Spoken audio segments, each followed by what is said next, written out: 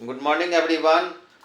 आज हम एक नए चैप्टर को डिस्कस करने जा रहे हैं। ठीक है, चैप्टर क्या है? System of particles and centre of mass. System of particles and centre of mass. देखिए, ये काफ़ी इम्पोर्टेंट चैप्टर है। देखिए, ये बहुत बड़ा चैप्टर है। इसको हम स्टेप बाय स्टेप डिस्कस करेंगे। ठीक है, देखिए, इससे ज़्यादा क्वेश्चन नहीं पूछे जाते हैं आप लोग के एग्जाम में, लेकिन काफ़ी इम्पोर्टेंट चैप्टर है समझने के लिए। ठीक है, देखिए, सिस्टम ऑफ पार्टिकल्स पहले समझते हैं क्या है। पहले सिस्टम ऑफ पार्टिकल, इसी से सेंटर ऑफ मास का यूज क्या है पता चलेगा। सिस्टम ऑफ पार्टिकल्स, जैसा कि नाम से पता चल रहा है, बहुत सारे पार्टिकल का एक सिस्टम होता है। ठीक है, system particle consider as a system of particle which may or may not. जैसे बहुत सारे पार्टिकल है, ठीक है, उसको एज ए सिस्टम मान रहे हैं। ये समझ, बहुत सारे पार्टिकल का ये सिस्टम है, इसमें बहुत सारे पार्टिकल हैं। ठीक है, सब पार्टिकल का अपना अपना मास है। अब ये पूरा सिस्टम जो है मोशन कर रहा है सपोज। अब सब ये जितने पार्टिकल हैं सपोज सिस्टम में, ये मे भी इंटरनल फोर्स के द्वारा एक दूसरे से इंटरेक्ट कर रहा होगा या नहीं भी करता है, दोनों भी पॉसिबल है।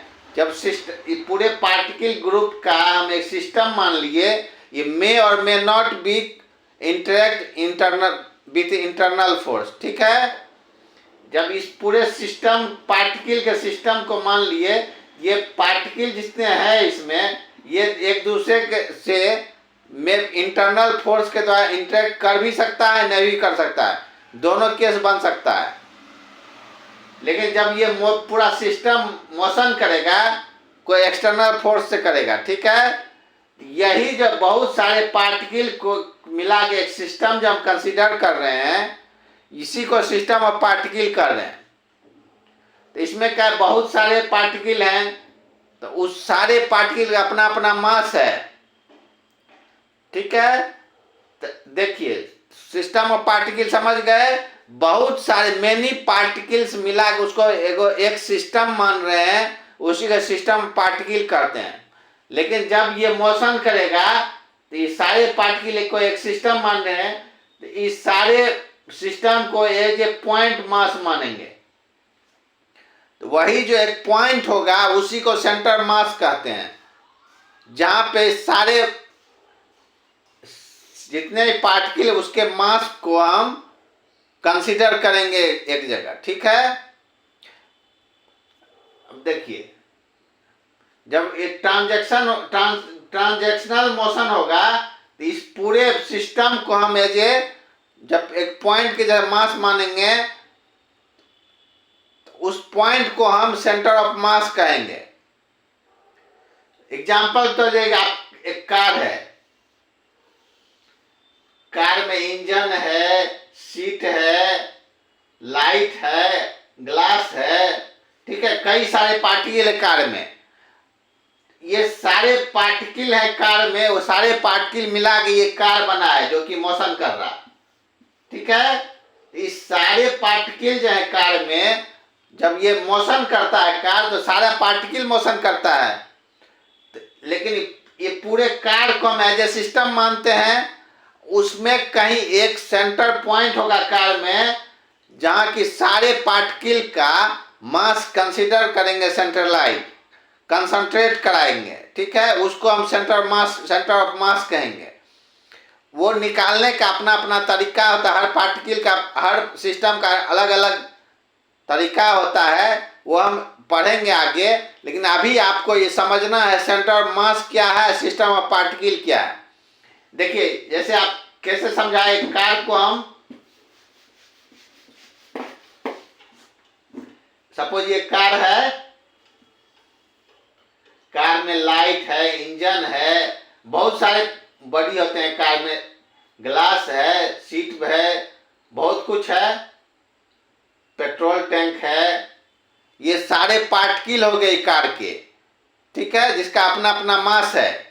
लेकिन इस पूरे कार को जब हम एज ए सिस्टम माने इमोशन करेगा, तो इसको जब हम एक पॉइंट को हम कंसीडर करते हैं, तो उस पॉइंट को समझिए वो सेंटर ऑफ मास है।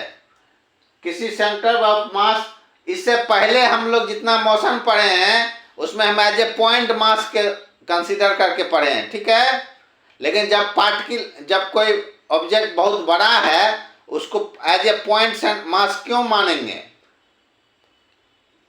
क्योंकि एज्यूम करते हैं कि उसका सेंटर ऑफ मास कहीं पे।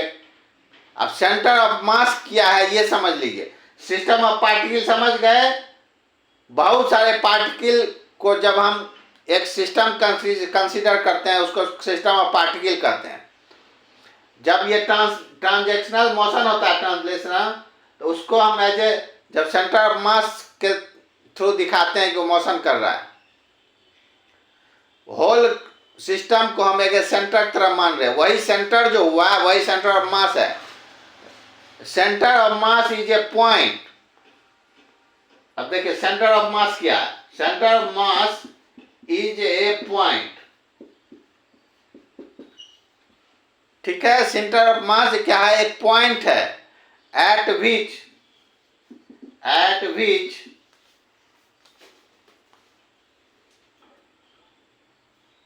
entire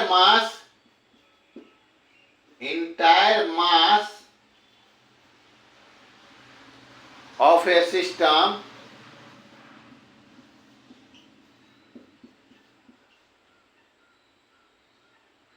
can be considered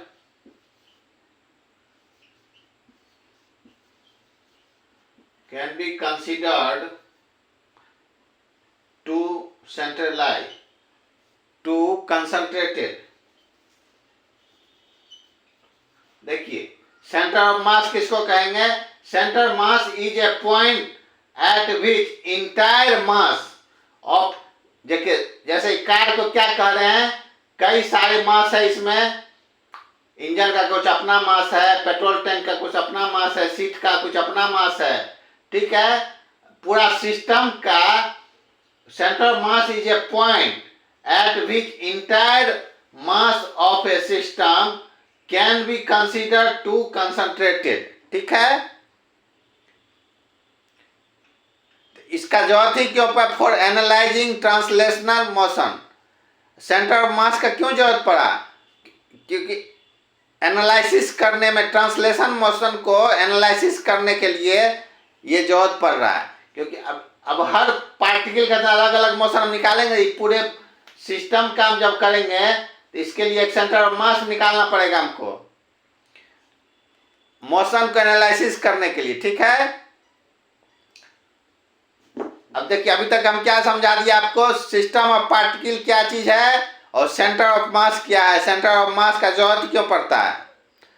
अब इसके बाद हम सेंटर ऑफ मास का कैलकुलेशन कैसे करेंगे ये समझते हैं। Calculation of centre of mass formula देखिए। कैलकुलेशन सेंटर ऑफ मास क्या है? एक पोजीशन वेक्टर है। देखिए कंफ्यूज मत होइए, सेंटर ऑफ मास है क्या एक्चुअली वो दिखाना। जैसे ये कार बताया आपको, इसका कोई एक पॉइंट होगा जहां पे वो सेंटर ऑफ मास दिखाएंगे। तो वो कैसे दिखाएंगे? पोजीशन वेक्टर के द्वारा। कैसे कैलकुलेट करेंगे centre of mass? Formula position vector. Position vector के द्वारा हम दिखाएंगे अब centre of mass for a system. अब देखिए सबसे सिंपल एग्जांपल हम लेते हैं टू पार्टिकल सिस्टम का।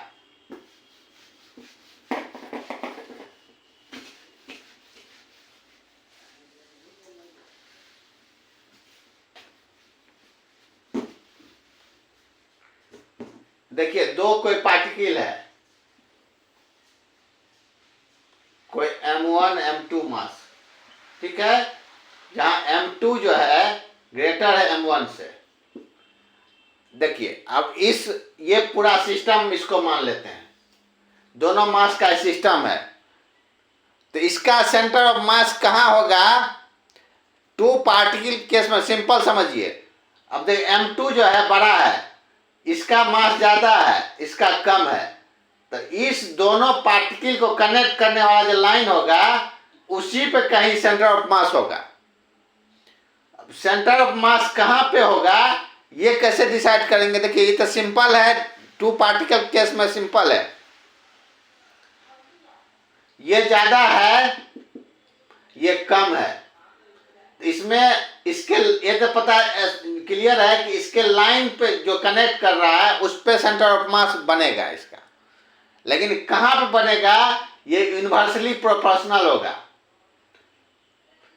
ये बड़ा मास जो है उसके नजदीक होगा सेंटर ऑफ मास, छोटा मास से दूर होगा।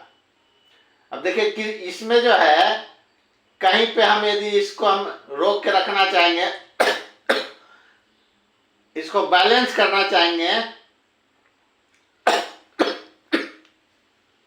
सेंटर ऑफ मास वहीं होगा जहां ये सिस्टम, ये दोनों पार्टिकल सिस्टम को हम बैलेंस कर लें।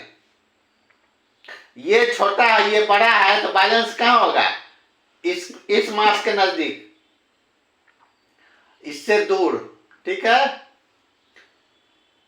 ये सारे सिंपल समझिए, दो मास के केस में बड़े मास के नजदीक होगा, डिस्टेंस में होगा, और छोटे मास के दूर होगा सेंटर ऑफ मास, ठीक है। इसके बाद हम अलग अलग बॉडीज के सेंटर ऑफ मास निकालने का तरीका बताएंगे आपको, सारे कंसेप्ट बताएंगे स्टेप बाय स्टेप, ठीक है। अभी सिर्फ बेसिक हम आज डिस्कस किए, सेंटर ऑफ मास क्या है और सिस्टम ऑफ पार्टिकल क्या है, और सिंपली टू पार्टिकल सिस्टम का सेंटर ऑफ मास कैसे निकालते हैं और कहाँ होता है। टू पार्टिकल केस में देख लिए, दो पार्टिकल को कनेक्ट करने वाला लाइन पे जो है कहीं पर सेंटर ऑफ मास बनेगा,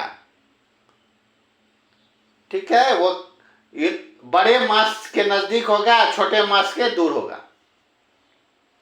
जिस पॉइंट पे ये बैलेंस हो जाएगा। इसके बाद हम काफी फार्मूला में जाएंगे सेंटर ऑफ मास के, ठीक है। आज इतना ही बेसिक बताए हैं, ठीक है, थैंक यू।